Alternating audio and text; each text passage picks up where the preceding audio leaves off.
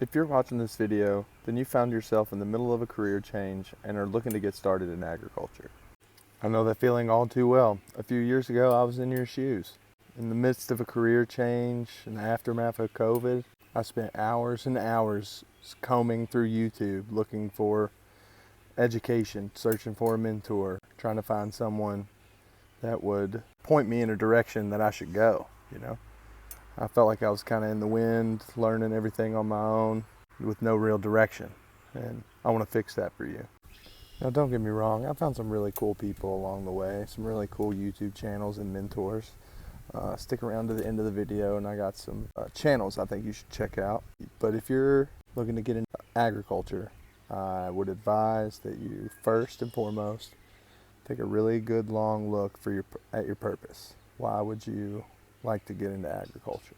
Why does someone want to, frankly, get underpaid for a job that if you stop doing, people starve, Like if there were no farmers, the whole nation would cease to exist. So, frankly, I think farmers and doctors,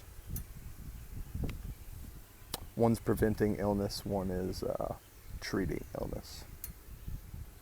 So, pay your farmer, pay your doctor. You can choose. But regardless of faith, I would recommend that you reflect deeply.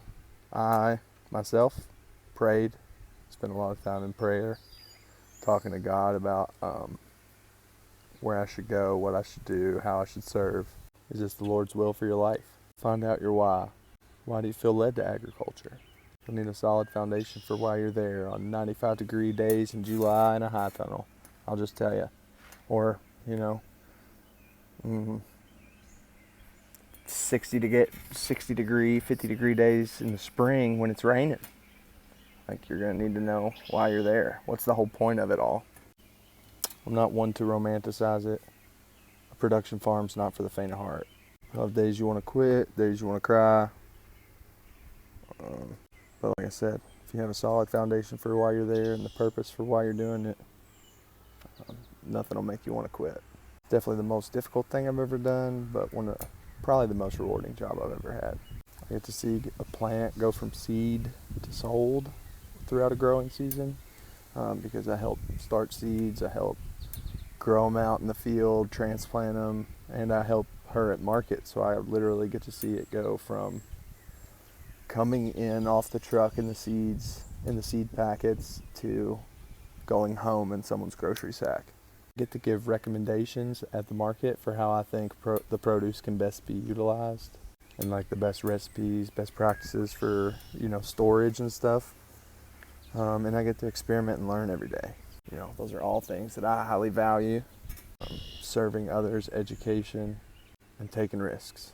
Once you know you're headed down the right path, you have your purpose and stuff like that, I would start to think about what areas you find interesting. Are you interested in animal husbandry? What about vegetable production, perennial crops? Do you like horticulture? What about flower farming? Are you interested in a little bit of everything? If you're interested in perennial agriculture, what fruits are you interested in? Apples, pears, peaches, chestnuts? If animal husbandry, what kind of animals do you feel called to work with? Chickens and goats, sheep, waterfowl, rabbits?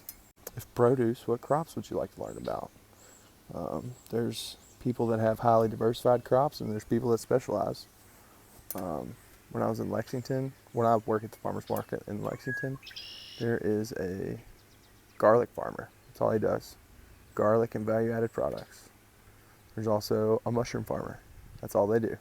Mushrooms and value-added. But compare that with the two farms I work on. One is a CSA, so they need 8 different crops in a box weekly for their CSA customers. And one is a market garden. So she's highly diversified. She has over 25 different crops. So yeah, those are 2 different avenues you could potentially take. Are you interested in like one crop only, or multiple different crops all in one season? Or are you interested in perennial permaculture? One of the farms I work on, I only work like 3 hours a week there, but she grows, different berries, blackberries, raspberries, blackcap raspberries.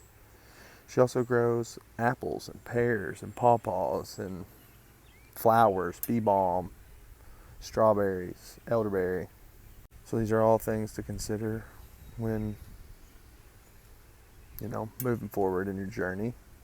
If horticulture, you're probably going to most people are going to recommend that you have a degree, unless you start your own backyard nursery like I'm doing. I don't necessarily have a horticulture degree, but I have a passion for food and edible plants and learning how to propagate those and forage. So all of those things I find set me apart from your typical horticulturist. Most of them are interested in the botany, and while that is important, obviously, in the foraging realm, you got to be able to identify your plants. That's not like my main emphasis when talking to people. It's not what they're interested in. They're interested in what's the bloom look like, what's the fruit look like, what's the fruit taste like, what wildlife benefits does it have. Those are the type of people I'm looking for. I'm not looking for your average Joe Schmo who's looking for a rose bush, Joe Schmo. Roses are beautiful. I ain't dogging you if you don't like roses. I'm not looking to just sell knockout roses, Looking for multi-purpose, multifaceted crops, things that feed people, feed the ecosystem around them, are beautiful, and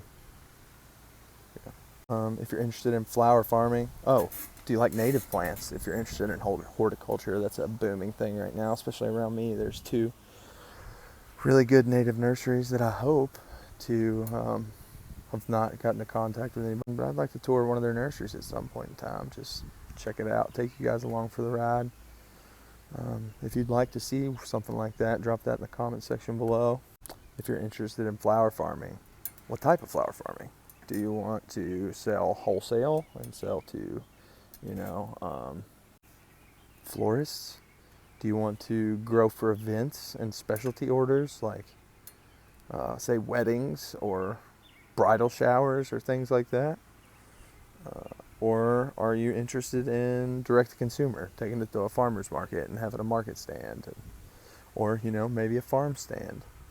What kind of things, what out of all of agriculture, horticulture, growing plants, growing animals, growing things, being involved with nature, what about all that do you find interesting?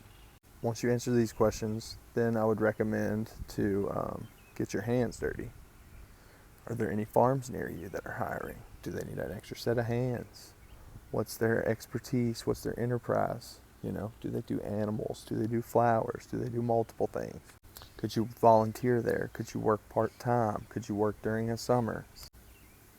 How I got started in agriculture actually was I saw one of the YouTube channels that I'm about ready to link, and I was watching one of his channels one day trying to learn everything I could, and I'll just give you a spoiler. It is No-Till Growers podcast. I was watching Jesse, and he was talking about if you wanted to get started in agriculture, get your hands dirty. If you want to start homesteading, get your hands dirty. If you want to have a farm one day, get your hands dirty.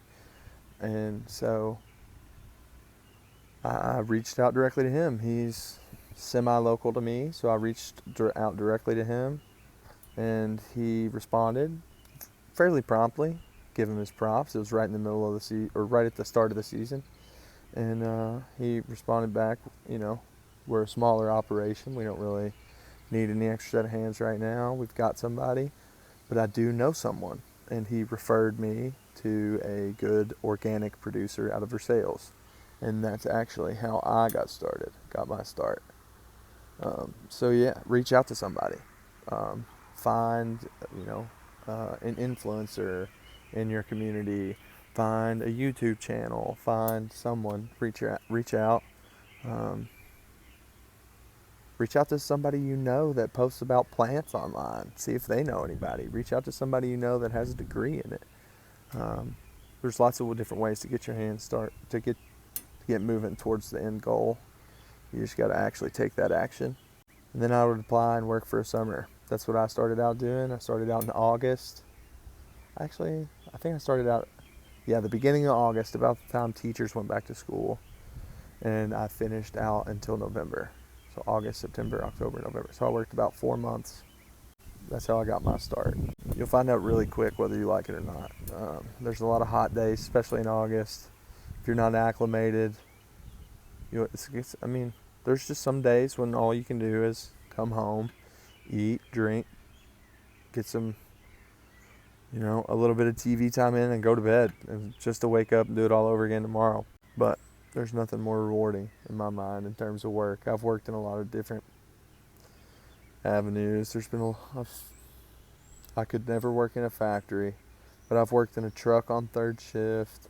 I've worked, fast food. I've worked retail, Lowe's, Kohl's, different things like that. And I've seen it pay off in spades in terms of like sales opportunities and things like that. Just having a strong customer service background has really helped me in my career in other aspects. It's gotten me jobs that I shouldn't have gotten. And just in my area, in terms of compensation, I get paid $15 an hour at all 3 of the jobs. 2 of them I also get free organic produce, and then 1 of them provides a free or a paid lunch. And so they pay me to take lunch and they provide lunch, which is a blessing. I thank them for it kindly. If I were you and I was doing all this, going back through it again, while I was waiting to get the job, hear back from the job, I would message a couple people.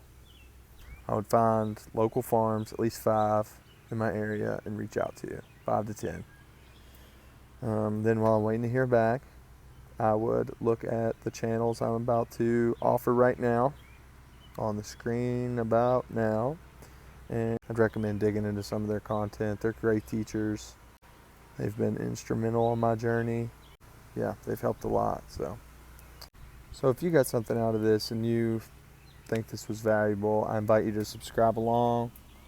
I like talking about agriculture, growing food, growing vegetables and produce, backyard nursery, and I plan to do some farm and nursery tours in my area. Maybe the surrounding area, depending on if this channel grows. So, thank you all for following along. If anybody made it this far, I appreciate it. Subscribe, follow along. Welcome to the produce people. Remember, this is a how I do, not a how-to production. Do what you want. I'm just sharing my notes with you. Do with this information what you want. Go out, experiment, try new things, plant, put your hands in the dirt. I'm no expert. I'm just a guy with my hands in the dirt. I'm just trying new things too. I'm learning. Don't just watch people act. Change the world one action at a time. As always, if you have any notes you'd like to share, any video ideas, any content that you'd like to see, drop that down in the comments section below, and keep an eye out for a video later on this week. Until next time, peace out, produce people.